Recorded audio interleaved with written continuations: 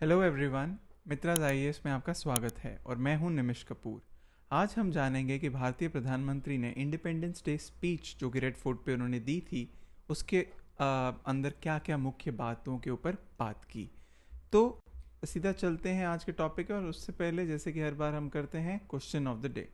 Question of the day में आज हम जानेंगे कि भारतीय प्रधानमंत्री ने जो इंडिपेंडेंस डे स्पीच दी थी उस पर खासकर फोकस किया गया था डेमोग्राफी ऑफ इंडिया के बारे में, और ये डेमोग्राफी कैसे इंश्योर कर सकती है भारत एक डेवलप कंट्री बने एक आने वाले समय में। इसके ऊपर डिस्कस कीजिए, ये आज का सवाल है। इस सवाल पे हम एंड ऑफ द टॉपिक पे आएंगे। सबसे पहले जानते हैं कि कॉन्टेक्स्ट क्या था इस स्पीच का। तो भारतीय प्रधानमंत्री ने जब ये स्पीच की शुरुआत की, उन्होंने कुछ मुख्य बातों पर बात की, जिसके बाद उन्होंने मेजर हाइलाइट्स, जो मेजर चीज़ें उसमें मैं बाद में आऊँगा। तो कॉन्टेक्स्ट क्या था? तो prime minister highlighted India's achievements और challenges in past 7 decades and also laid out vision for the future, कि फ्यूचर में भारत कैसे प्रोग्रेस करेगा, कैसे आगे बढ़ेगा, उसके ऊपर बात की। ही said that India is entering new era of opportunities, जहाँ बहुत ढेर सारी अपॉर्चुनिटीज़ आएंगी और ये वक्त बहुत इंपॉर्टेंट है भारत के लिए, ताकि वो अगले 1000 साल की जो आने वाला टाइम है उसकी डेस्टिनी को तैयार कर सके। He urged people to work together to make India one of the top 3 economies 2026 तक, और बाय 100th इंडिपेंडेंस डे जो कि 2047 में आएगा, to make it India a develop country. कहीं ना कहीं ये डायरेक्टली जो लास्ट ईयर प्रधानमंत्री ने कहा था अमृतकाल के रेफरेंस में बात की गई थी, राइट। तो मूविंग ऑन कॉन्टेक्स्ट में ही उन्होंने फोकस किया इंडियाज़ की स्ट्रेंथ को, जो कि है डाइवर्सिटी, डेमोक्रेसी और डेमोग्राफी। इसको आप बात कर सकते हैं 3 Ds एज स्ट्रेंथ्स, राइट। कैसे ये स्ट्रेंथ है? He said that India's diversity is its beauty and its democracy is its soul, right. He added that India's demography is its biggest asset, उसका सबसे इंपॉर्टेंट एसेट है, और youth of India has the potential to transform the country. He spoke about various issues affecting the nation such as corruption. अब ये major issues की बात की गई और ये बहुत इंपॉर्टेंट है आपके लिए समझना, क्योंकि कहीं ना कहीं जब प्राइम मिनिस्टर ये चीज़ कह रहे हैं, दैट मीन्स कि आपके लिए जो कंटेम्प्रेरी इशूज़ हैं उसमें ये इंपॉर्टेंस रखते हैं। Corruption, violence, terrorism, appeasement and dynasty politics. He said that these evils have no place in India and his government is committed to fighting with full force. पूरी शक्ति के साथ भारत सरकार इन चीज़ों के अगेंस्ट लड़ेगी। अब आते हैं बहुत ही इंपॉर्टेंट एस्पेक्ट में, जो कि 8 की हाइलाइट्स जो मैंने क्लासीफाई किए हैं प्रधानमंत्री की स्पीच से, और ये बेसिकली अलग अलग चीज़ों पे जहाँ मेन फोकस रहा है भारतीय प्रधानमंत्री की स्पीच का, उन एरियाज पे ये बात करेगी। सबसे पहले भारतीय प्रधानमंत्री ने लॉन्च ऑफ विश्वकर्मा स्कीम के ऊपर बात की। क्या है ये स्कीम? और इनफैक्ट इसको इमीडिएटली नेक्स्ट डे नोटिफाई किया गया कैबिनेट डिसीजन में, पीएम विश्वकर्मा करके। तो बेसिकली ये स्कीम है to support traditional artisans and crafts people of rural and urban India. तो भारतीय प्रधानमंत्री ने कहा कि हमारे देश में जो क्राफ्ट्स पर्सन हैं उनको स्किल करने के, या ट्रेडिशनल स्किल्स हैं उसको बढ़ावा देने के लिए इसकी ज़रूरत है। तो ये 13 से 15,000 करोड़ की स्कीम, जो अब इनिशियली 13,000 करोड़ फाइनेंशियल आउटले किया गया है, और 18 ट्रेडिशनल ट्रेड्स में ये पहले फेज़ में आएगी। Artisans and crafts people to be provided recognition through PM Vishwakarma certificate और आईडी कार्ड के थ्रू, और क्रेडिट सपोर्ट दिया जाएगा 1 लाख और 2 lakh with a concessional interest rate of 5%। बहुत इंपॉर्टेंट स्कीम है, क्योंकि ये एक वेलफेयर स्कीम है for a section of society जो एक लोअर इनकम ग्रुप में आता है। दूसरा बहुत इंपॉर्टेंट एक अनाउंसमेंट प्रधानमंत्री ने किया कि वुमेन की अचीवमेंट के ऊपर बात की, स्पेशली स्टेम फील्ड में, जो कि है साइंस, टेक्नोलॉजी, इंजीनियरिंग और मैथमेटिक्स फील्ड में। और भारत की प्रोग्रेस में वुमेन का बढ़ता योगदान के बारे में बात की, और ये भी कहा कि वुमेन अभी एनडीए में जैसे पहला बैच गया, उसके अलावा अलग अलग आर्म्ड फोर्सेस में उनका रोल बढ़ता जा रहा है और उनकी भागीदारी बढ़ रही है, और उसकी सराहना की।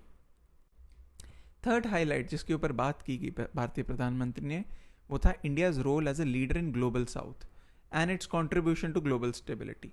तो ये मैं पहले भी बात कर चुका हूँ कि भारत अपने आप को एक ग्लोबल साउथ का लीडर शो करने पे और प्रोजेक्ट करने पे बहुत मेहनत कर रहा है।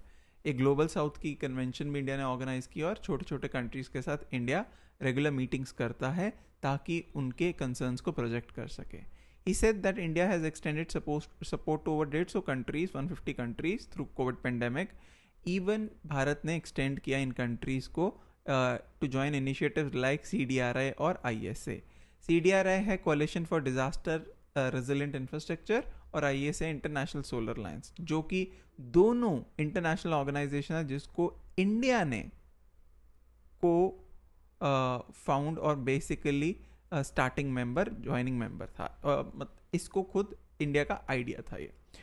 फोर्थ, इंडिया सिग्निफिकेंस इन चेंजिंग जियोपॉलिटिकल लैंडस्केप के ऊपर भारतीय प्रधानमंत्री ने फोकस किया और कहा कि भारत अपने इस टर्मोइल जैसे स्थिति में अपना जो सोवरेनिटी और अपने इंटरेस्ट को बचा पा रहा है, इसकी उन्होंने सराहना की और कहा कि India is committed to maintaining peace and harmony in the neighbourhood and beyond. ये उन्होंने प्रायोरिटाइज किया इंटरनेशनल अरीना में। उसके बाद भारतीय प्रधानमंत्री ने एम्फोसिस किया strong government is committed, that जो अभी गवर्नमेंट है वो स्ट्रॉन्ग है और वो भारत के इंटरेस्ट्स के ऊपर काम कर रही है। उन्होंने बहुत ही बोल्ड डिसीजंस लिए हैं कि आर्टिकल 370 हटाना हो या जीएसटी को इम्प्लीमेंट करना हो या ट्रिपल तलाक को हटाना हो या एनेक्टिंग फार्म लॉज, हाँ इवेंचुअली जिसको हटा दिया गया, but carrying out surgical strikes as well, जो कि पुलवामा अटैक के बाद भारत ने बालाकोट में किए थे। इसके अलावा भारतीय प्रधानमंत्री ने कहा कि मेजर सिटीज़ के अलावा टियर 2 टियर 3 सिटीज़ में भी बहुत प्रोग्रेस हुआ है और सेंट्रल गवर्नमेंट की स्कीम जैसे कि स्मार्ट सिटीज़ मिशन हो गया, प्रधानमंत्री ग्राम सड़क योजना, अमृत स्कीम के तहत इन टियर 2 और टियर 3 सिटीज़ में भी बहुत ज़्यादा डेवलपमेंट की जा रही है।